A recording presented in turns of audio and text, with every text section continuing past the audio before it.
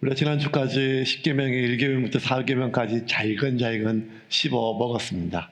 너무너무 잘게 씹다 보니까 제가 미쳤나 봐요. 지난주 56분 설교했어요. 그래서 제가 이런 마음 되면 안 되는데, 야, 이러다가 교회 문 닫겠다.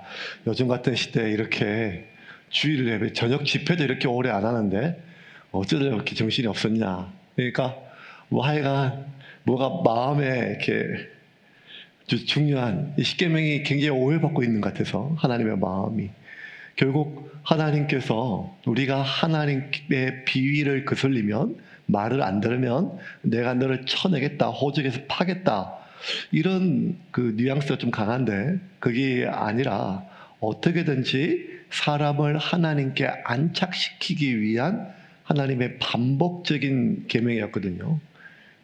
왜냐하면 모든 생명은 안착을 해야 생명이 시작됩니다. 모든 생명은 안착돼야 생명이 시작이 되고, 생명이 시작될 뿐만 아니라 안착해야 생명이 성장하고 또 성숙할 수 있죠.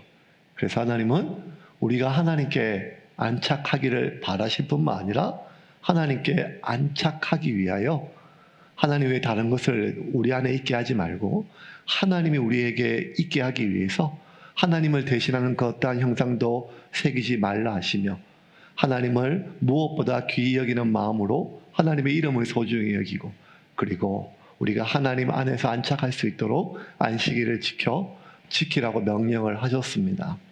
하나님은 이렇게 하나님 안에 우리가 안착될 뿐만 아니라 우리가 하나님이 아닌 사람에게도 안착돼야 된다고 명령하십니다. 아니, 그래야 된다고 하십니다.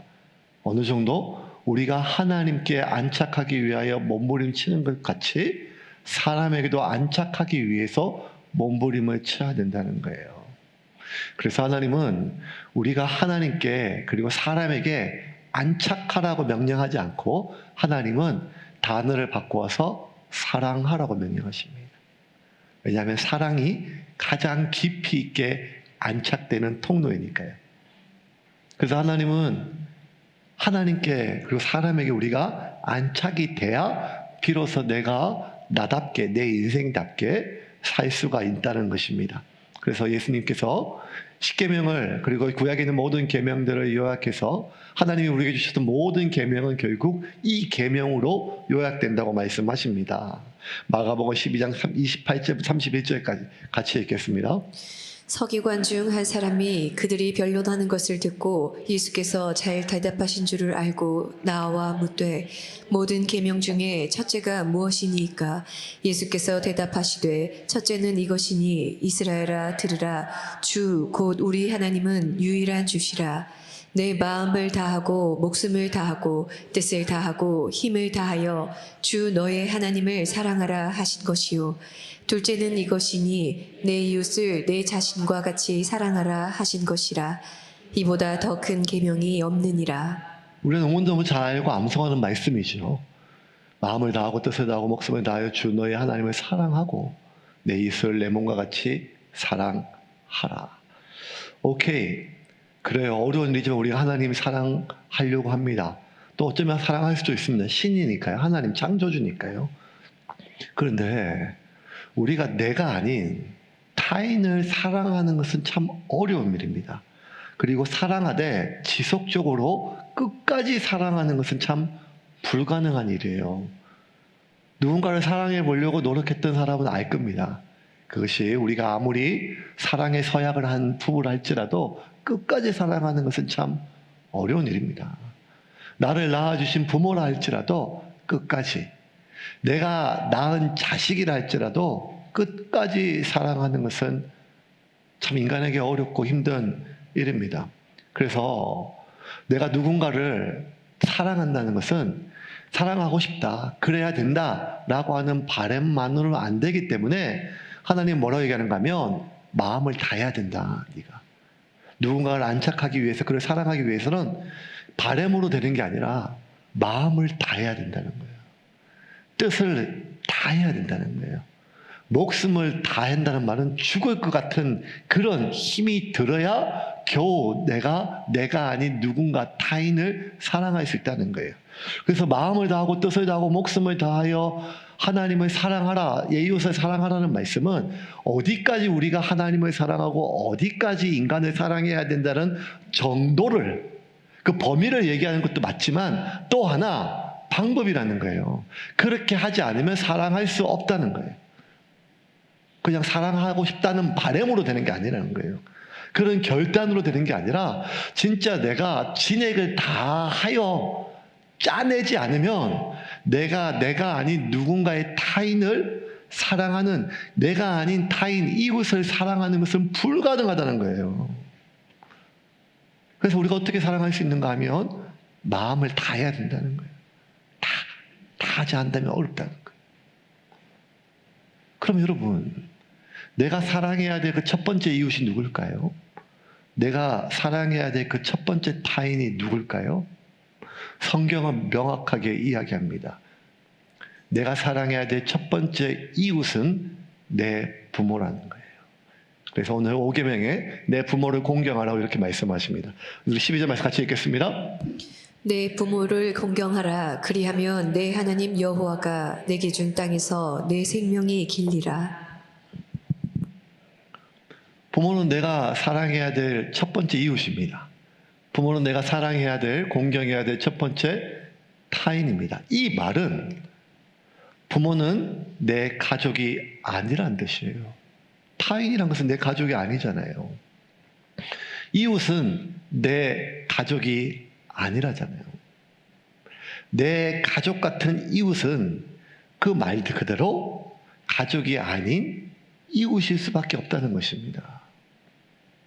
아니 이게 무슨 말이죠? 어떻게 부모가 이웃이 아니 가족이 아니고 타인이죠? 부모가 내게 그 무엇보다 소중한 가족일 때가 있습니다. 언젠가 하면 내가 부모 그늘 밑에 있을 때입니다.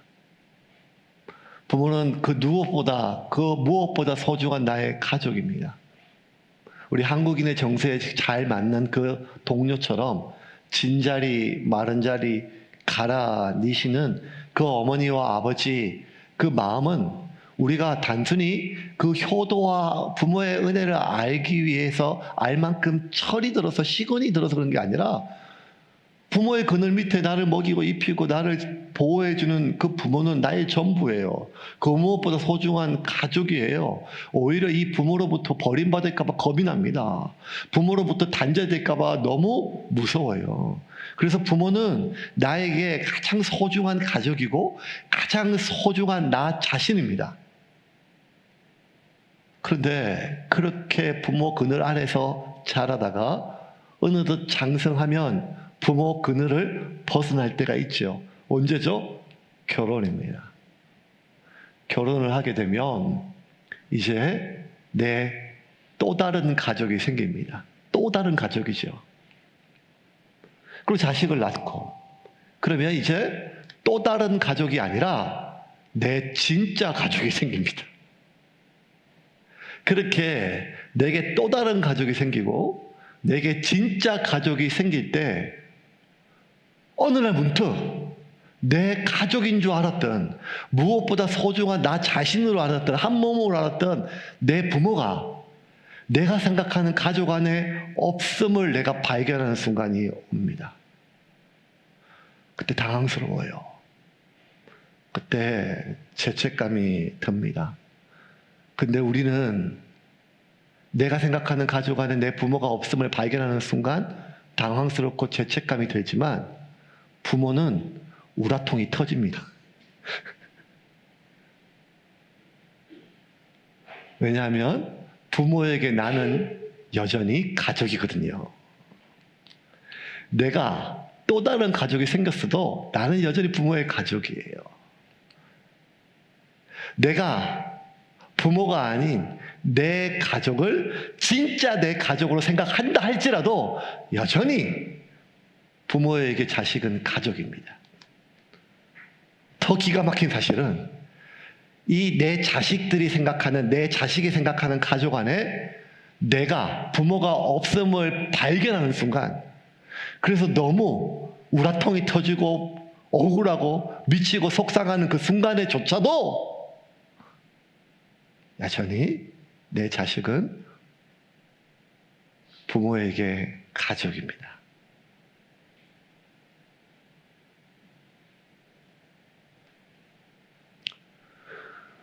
인간이 이기적이기 때문에 내 새끼를 내 부모보다 더 귀하게 여기고 내 가정을 부모보다 더 귀하게 여긴다. 이기적이고 효를 모르고 불효한 그럴 수가 있겠죠. 근데 여러분, 이게 창조의 섭리입니다. 그래서 하나님께서 최초로 인간을 만들고 그 인간이 부모를 언제 떠나는가 하면 가정을 꾸밀 때 그냥 가정을 꾸린다라고 하지 않고 부모를 떠나라고 얘기했습니다. 창세기 2장 24절 같이 읽겠습니다. 이러므로 남자가 부모를 떠나 그의 아내와 합하여 둘이 한 몸을 이룰지로다. 부모를 떠났습니다. 여전히 내 앞동에 삽니다. 전화하면 24시간 손 닿는 곳에 있습니다. 그런데 이미 떠났습니다. 그리고 그것이 확인될 때마다 다 알아요. 진심이에요. 지들끼리 잘 살면 돼요. 그게 최고예요. 하지만 그럼에도 불구하고 여러분, 세상에서 가장 큰 슬픔은 가족이 헤어지는 거예요. 가족이 찢어지는 거예요. 가족이 떨어지는 거예요. 그런데 내 가족이 찢어졌어요.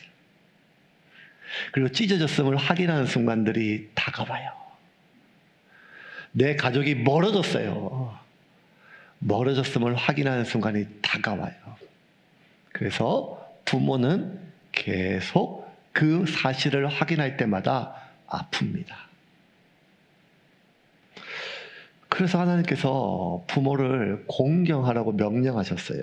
그런데 오죽하면 하나님께서 계명으로 그렇게 옮겼거든요. 10계명 안에 있잖아요. 그죠?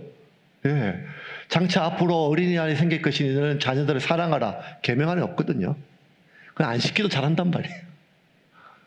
그런데 부모를 공경하라고 얘기를 하세요. 명령으로 하세요. 우리가 하나님 말씀을 무조건 따르려고 하죠. 복도 받고 벌도 받기 싫으니까요. 내 안에 있는 소중한 하나님의 말씀이니까요. 그런데도 부모를 공경하는 게 너무너무 어려워요. 공경이란 말이 소중히 여기고 배려하고 존중한다 이런 뜻이 있어요. 공경한다는 말이 매달 30만 원씩 붙여라 이런 뜻은 아니에요. 하지만 그거를 부모님들이 바라시죠. 나는 너의 공경을 바라는 것이 아니라 너의 현금을 바란다. 네, 그건 솔직한 마음이죠. 근데 어쨌든 부모를 공경하라고 그래서 우리가 하고 싶어요. 그런데 공경이 참 어려워요. 안 하려는 게 아니고요. 공경이 참 어렵습니다. 왜냐하면 이 자연의 순리와 거슬리거든요. 하나님이 이 세상을 만드실 때 모든 것을 순리 아래 두셨어요. 물질 보존의 법칙, 질량 보존의 법칙, 연력학 제2법칙, 엔터로 법칙 이런 것들처럼 우리가 제일 잘 아는 편한 것은 뭔가 하면 중력의 법칙이에요. 중력의 법칙. 그렇죠? 그래서 무거운 것은 아래로 흘러가요. 중력의 법칙. 그래서 여러분, 이 중력의 법칙 때문에 모든 세상은 순리가 그래요. 그래서 오르막 올라갈 때보다 내리막이 편해요. 그죠? 산을 올라갈 때보다 산을 내려갈 때가 더 편하지 않겠습니까? 몸이 얇을 때보다 몸이 뚱뚱하면 사는 게 힘들어요. 그죠? 이 중력이 있으니까요. 그래서 뭐든지 순리대로 하면 힘이 덜 들고 순리를 거스르면 힘들어요. 산을 올라가면 중력을 거스르기 때문에 힘든 거예요. 계단을 올라가면. 물도 마찬가지예요. 이 중력에 가장 민감하게 반응한 게 있으면 물이겠죠. 물은 1mm만 낮아도 낮은 곳으로 흘러요. 높은 곳에서 낮은 곳으로. 그래서 여러분, 논에 물 댈 때 그 물길이 내 논이 물 높이보다 낮으면 논에 물 대기 쉬워요. 물꼬만 타면 저절로 흘러가거든요. 그런데 내 눈이 물길보다 높으면요, 이 논에 물대기가 보통 오르는 게 아니에요. 하루 종일 지게로 퍼 나르든지 아니면 물레방아에서 하루 서서 계속 물을 퍼야 땡볕에 하루 종일 마음을 다하고 힘을 다해야 겨우 한 바가지 퍼올릴 수 있단 말이에요. 그 중력 때문에 그래요. 물이 그래요. 근데 여러분 아세요? 사랑에도 중력이 있어요. 사랑에도 중력이 있어요. 높은 데서 낮은 곳으로 흘러요. 그게 순리예요. 사랑이 더 중력이 있다. 설교 준비하면서 제가 원고에서 이 문장을 쓰면서 혼자 자뻑에 빠져가지고 괜찮은데 이 문장? 야, 이거 등단해야 되나? 어떡하지? 막 이렇게. 제가 이런 쓸데없는 얘기하니까 설교가 길어지는 거예요. 할 말만 하고 끝내야 되는데. 그래서 제가 막 혼자 막 그 자뻑에 빠져가지고, 대단해? 어디서 이런 걸 생각했을까? 막 이러고 있을 때 갑자기 머릿속에 떠올랐어요. 이게 제가 생각하고 발명한 말이 아니더라고요. 그러면 그렇죠. 해 아래서 것이 어디 있겠어요. 너무 지혜로운 우리의 선친들이 이미 다 해놓던 말들 안에 우리가 있어요. 잘 깨닫지 못해서 그렇죠. 이미 선조들은 이 사랑에도 중력이 있다라고 하는 이 긴 문장을 단 4글자로 딱 얘기해서 그게 뭐예요? 내리사랑. 내리사랑. 사랑에도 중력이 있다라고 하는 이 촌스러운 표현을 이것보다 더 멋지게 표현할 수 있는 방법이 뭐가 있겠어요? 짧게. 내리사랑. 그래서 자식한테 내 돈이 흘러가고, 자식한테 내 시간이 흘러가고, 자식한테 내 인생이 흘러가는 것, 그거 자연스러운 거예요. 내리사랑이니까요. 그냥 내게 물이 있으면, 그럴 수 있으면, 관계가 형성되어 있으면 물꼬만 트면 그냥 흘러가는 거예요. 그런데 내리사랑의 이 중력의 법칙, 사랑의 중력의 법칙처럼 내 부모에게 내 시간을, 내 부모에게 내 돈을, 그리고 내 부모 때문에 내 인생을 쓰는 것은 참 힘겨운 거예요. 물꼬만 타면 콸콸콸콸 24시간 하루 종일 물이 흘러오는 것이 자연스러운데, 내 부모에게 그 1시간 퍼올리려면 기진맥진 힘을 다해야 돼요. 그 한 바가지 돈을 퍼올리려면 애를 먹어요. 그래서 여러분, 오늘 우리 말씀 중에 우리가 기억해야 될 사실은 뭔가 하면, 이거를 일단 우리가 인정하자는 거예요. 뭘? 부모는 내게 타인이라는 거예요. 부모는 내게 이웃이라는 거예요. 그런데 그 부모는 내가 사랑해야 될 첫 번째 이웃이고, 내가 사랑해야 될 첫 번째 타인이에요. 부모가 내게 이웃이고 부모가 내게 타인이라는 것을 인정할 때, 인정해야만 우리가 아주 중요한 사실을 망각하지 않을 수 있어요. 그게 뭔가 하면, 타인을 사랑하는 것은 힘이 든다는 거예요. 아니, 말을 바꾸면 힘을 다하지 않으면 우리는 타인을 사랑하지 못해요. 마음을 다하지 못하면 우리는 타인을 사랑하지 못한다니까요. 끝까지. 그러면 그저 부모를 공경해야겠다는 마음으로 부모를 공경할 수 있는 것은 아니란 말이에요. 부모에게 내가 좋은 효자, 효녀가 되고 싶으면 좋겠다라고 하는 바람으로 부모를 공경할 수 있는 것은 더더욱 아니란 말이에요. 내가 그런 마음이 있다고 내가 부모를 공경하는 것은 아니란 말이에요. 왜? 마음을 다해야, 힘을 다해야 비로소 한 바가지 올라간다니까요. 이거를 기억하고 인정하라는 거예요. 또 한 가지는 뭔가 하면, 오케이, 그래, 그렇지. 그래서 너무 자책하지 말라는 거예요. 내가 내 새끼 입에 들어가는 거 하나 뭘 아끼지 않고 부모 입에 들어가는 거 뭐 하나 망설일 때 나같이 이렇게 이기적이고 나쁜 것이 뭐가 있냐라고 너무 자책하지 말라는 거예요. 내가 특별히 이기적이거나 못나서가 아니라 인간이 그래요. 인간이 그래요. 인간이 그렇다는 거예요. 하나님이 그렇게 만드셨는지 아니면 우리가 타락했는지 그건 모르겠지만 인간이 원래 그렇다는 거예요. 인간이 원래 그렇기 때문에 하나님께서 부모를 공경하라고 10계명에서 제5계명에 말씀하시면서 1계명부터 10계명까지 그 어디에도 없는 계명, 이렇게 하면 내가 보상해 주겠다고는 보상이 5계명에만 있어요, 여러분. 10계명 우리가 배웠잖아요. 나 왜 다른 신을 내게 있게 하지 말지라. 그리하면 내가 너네 교회 1000명 되게 해줄게. 뭐 이런 보상이 없단 말이에요.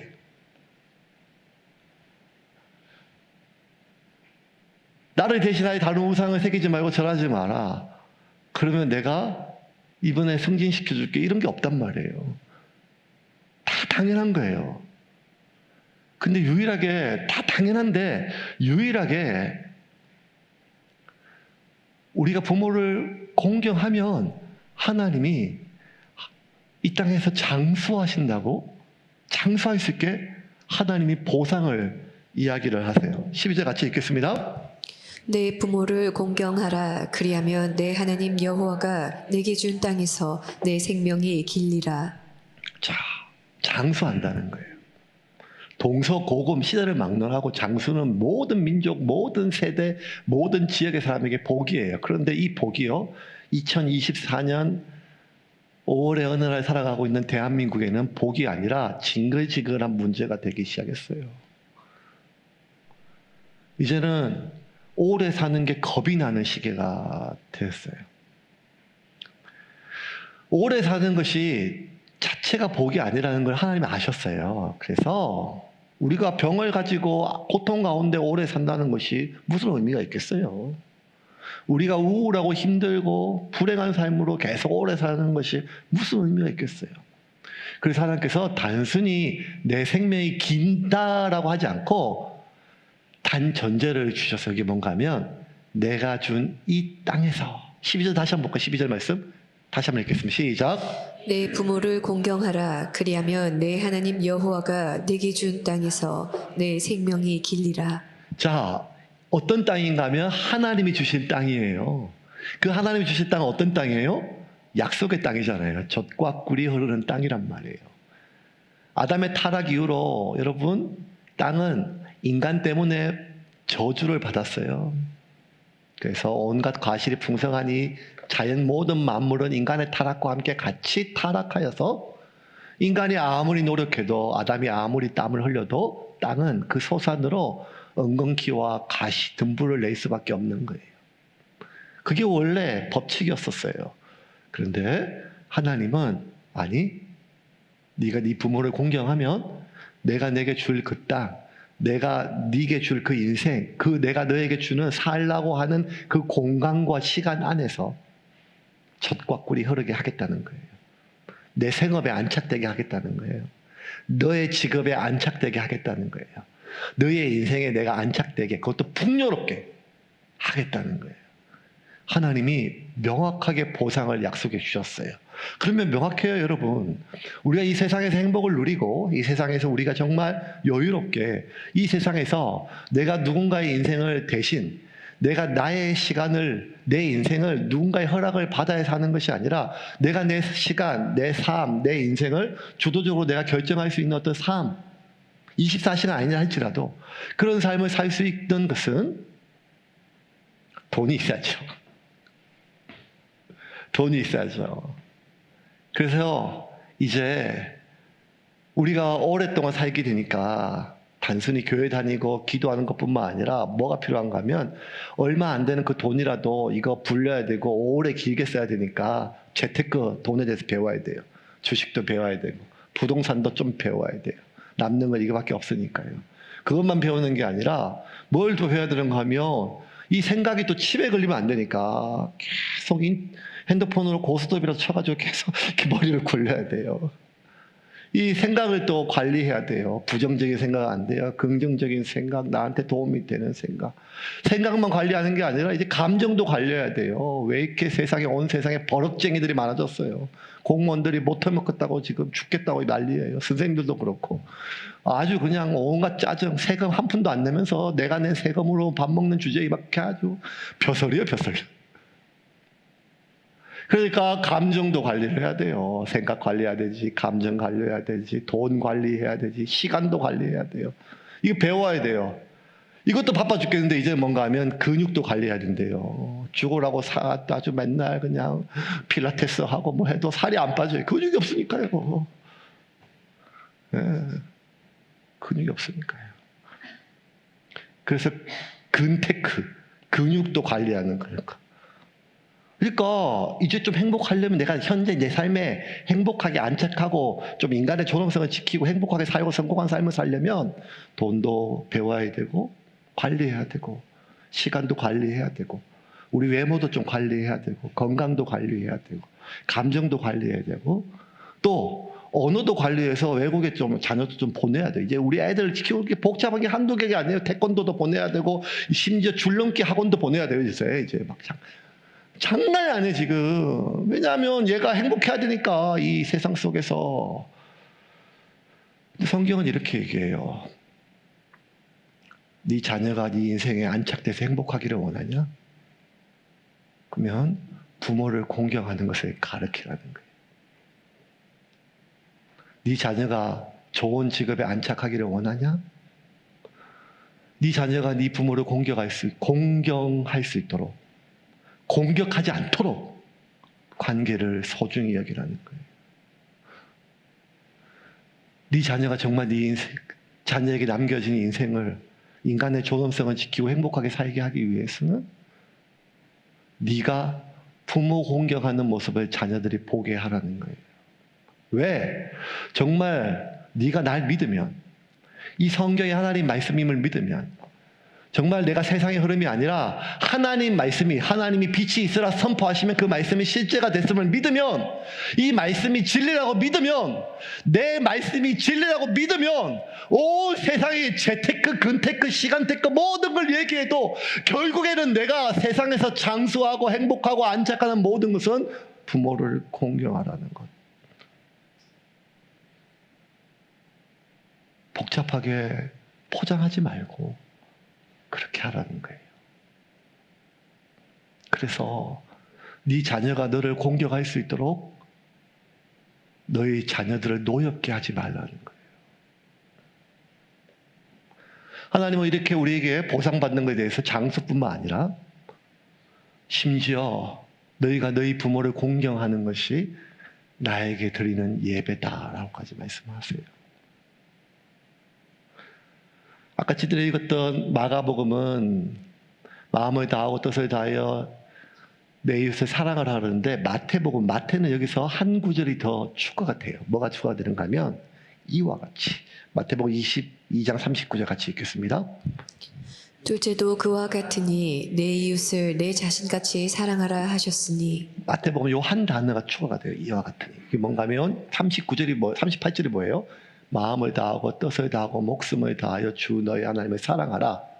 둘째도 부모를 사랑하고 공경하는 것도 이와 같으니 이웃을 사랑하고 사랑하는 것 이와 같다는 거예요. 그러니까 하나님을 사랑하는 것과 부모를 공경하는 것이 같다는 거예요.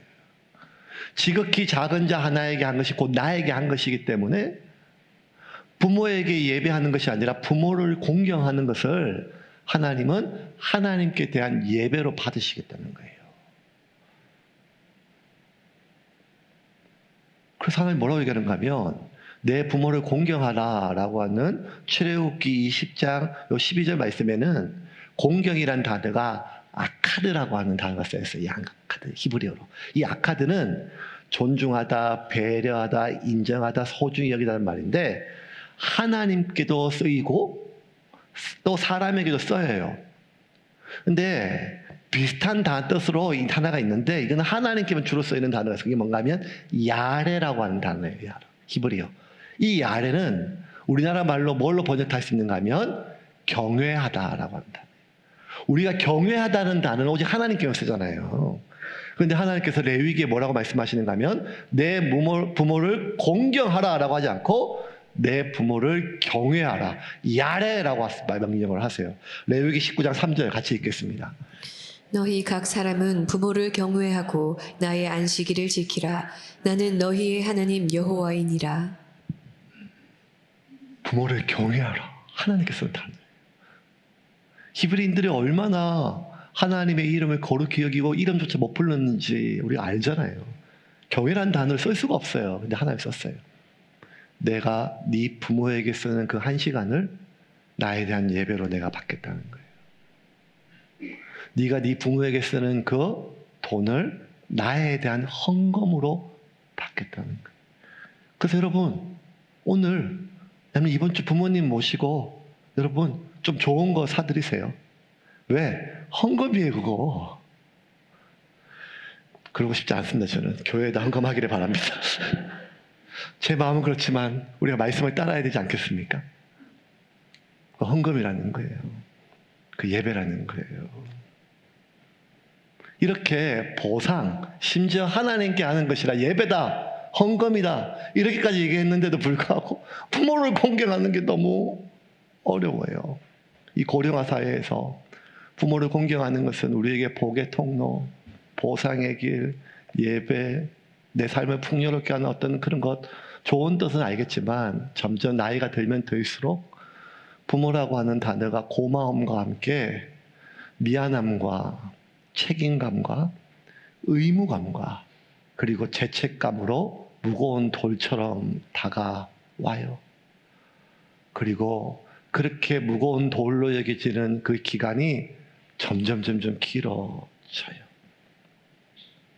하나님이 아무리 예배라고 말씀하셔도, 하나님이 아무리 나한테 하는 헌금이라고 하셔도, 하나님이 아무리 장수하고 성공한다, 복을 받는다고 말씀하셔도 어렵습니다. 부모님을 공경할 때마다 금덩어리가 하나씩 떨어지면 얼마나 좋겠어요. 그래서 뭐 그럴 수가 없으니까 그렇게 부모님들이 돈 하는 거예요. 자식들이 올 때마다 10,000원짜리 하나씩 주려고, 손주들 손에 50,000원짜리라도 하나 지어주려고 그렇게 돈을 붙잡고 계시는 것 아니겠어요? 어쨌든 인류는 금을 소중히 여기고 금을 한번 만들어 보려고 애를 많이 썼어요.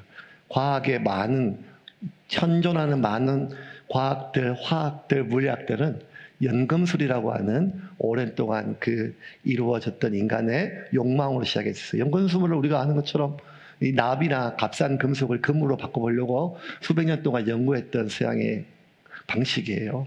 기술이에요. 연금술. 그래서 여러분, 우리가 보통 과학자 이러면 어떤 게 있으면 하얀 옷 입고 이렇게 뭐 실험실에서 이렇게 뭐 시험관, 뭐 비크 이런 거 있잖아요. 근데 그런 게 다 연금술에서만 나온 거예요. 금을 만들기 위한. 그렇게 수백 년 동안 금을 만들려고 애를 써봤는데 납이 금이 될 리가 있겠어요? 돌덩이는 금으로 될 수가 없어요. 아무리 과학이 발달돼도 안 돼요. 실패했어요.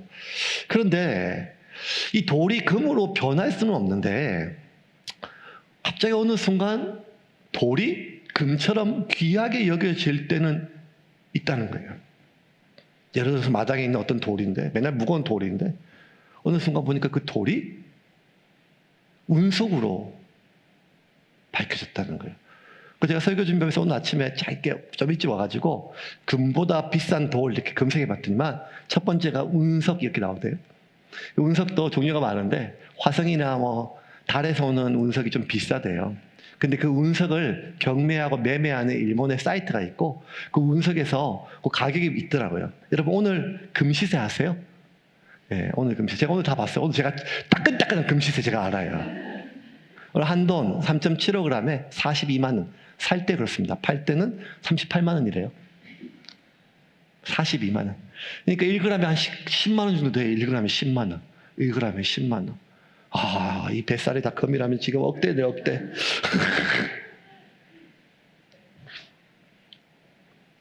근데 금이 1g에 10만 원인데 화성이나 금속 아니면 달에서 날아온 그 운석은요 1g에 22만 원, 220만 원이래요. 1g에. 와, 20배가 넘어요. 운석이 그렇대요. 그래서 뭐 운석은 내가 보지도 못했으니까.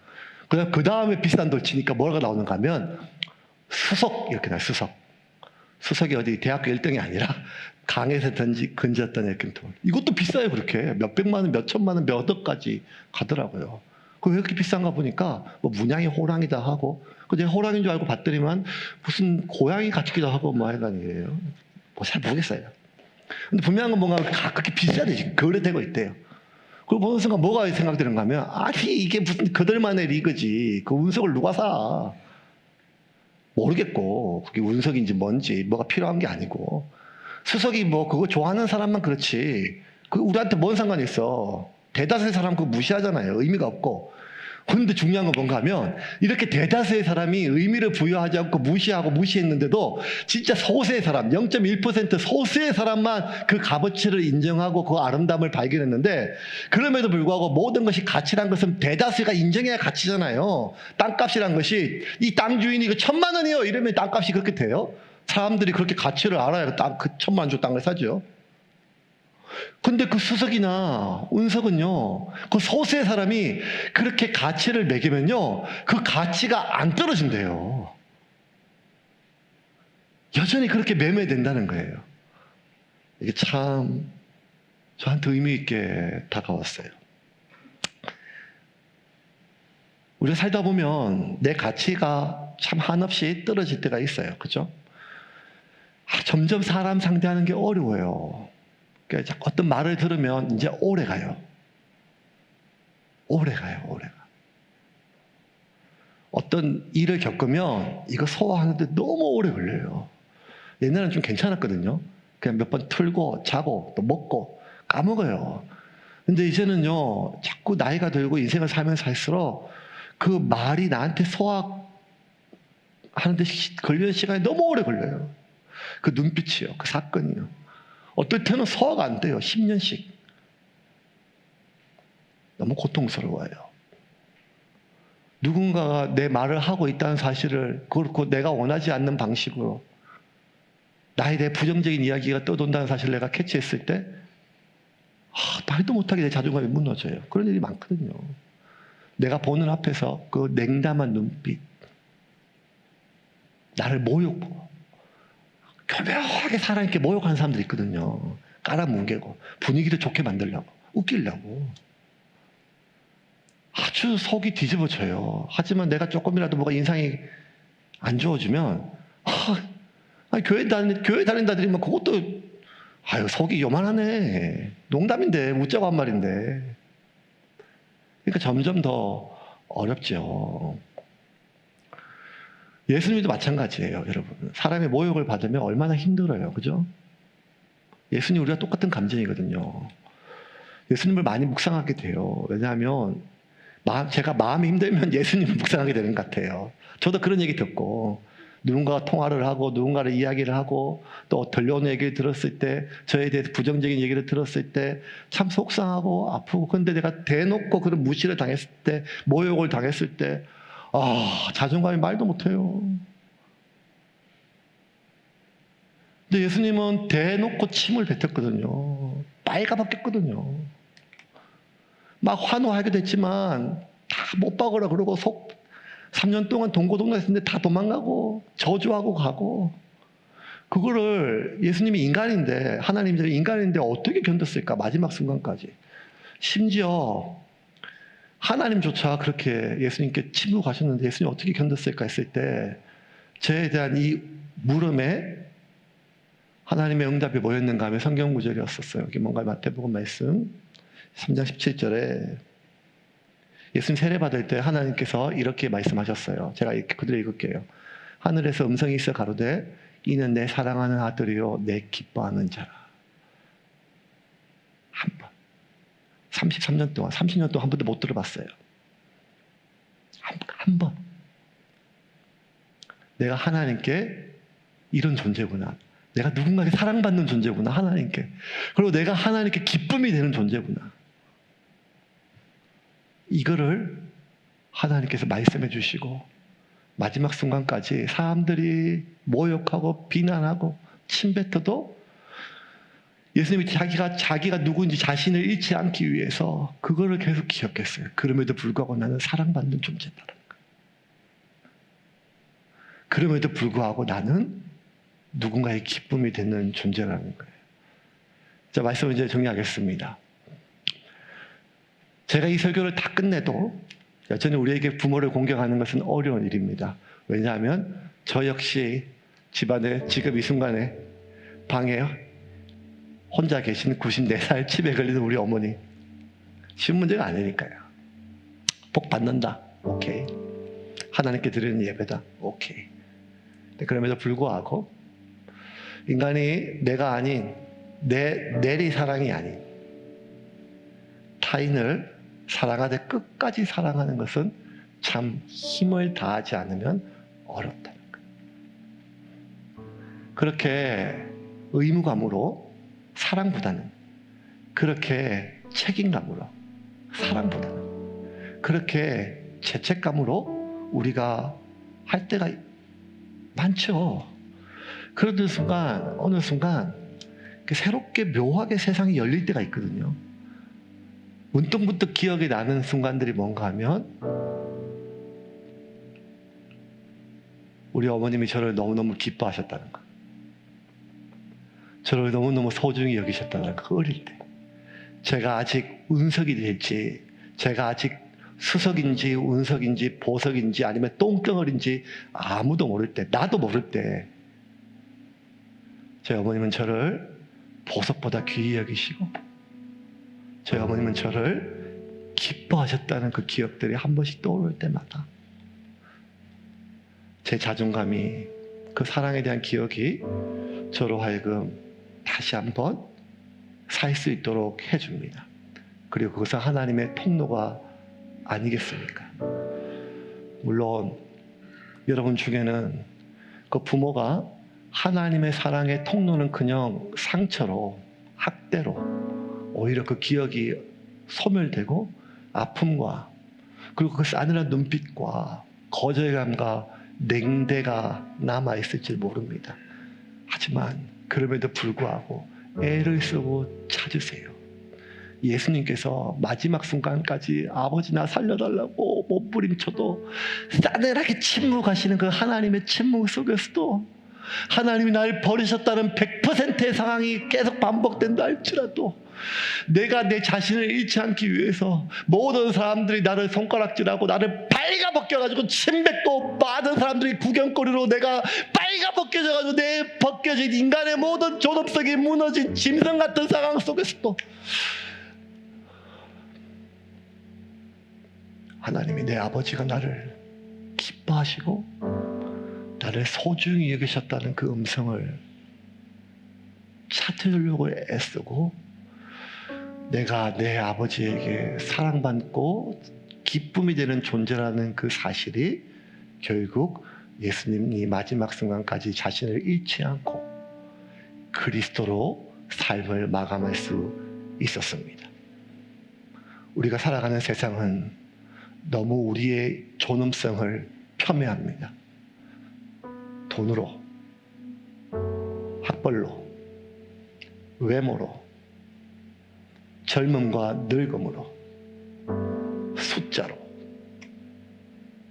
그래서 내가 사랑받고 누군가에게 기쁨이 되는 존재라기보다는 참 쓸모없고 누군가에게 짐이 된다든 이 무거운 마음이 어쩌면 우리에게 더 힘든 고통일 수가 있을 것입니다. 하지만 기억하십시오. 하나님은 날 사랑하십니다. 이 음성이 주님의 음성으로 들리기를 주님의 이름으로 축원합니다. 나는 하나님께 사랑받는 존재입니다. 나는 하나님께 기쁨이 되는 존재입니다. 나의 현 상황, 나의 현 상태, 그럼에도 불구하고 나는 하나님께 사랑받고 나는 하나님께 기쁨이 되는 존재이고, 그 놀라운 사실을 내 부모가 그 반짝이는 별처럼 어느 순간 나에게 통로가 되어줬음을 기억하십시오. 그래서 마음을 다하여, 힘을 다하여, 죽을 것 같더라도 힘을 내어서 부모를 공경하여, 부모를 공경하는 이 삶을, 이 소중한 삶의 방식을 내 자녀에게 물려주는 저와 여러분이 되기를 주님의 이름으로 축원합니다. 그것이 우리가 우리의 자녀에게 물려줄 수 있는 최고의 유산입니다.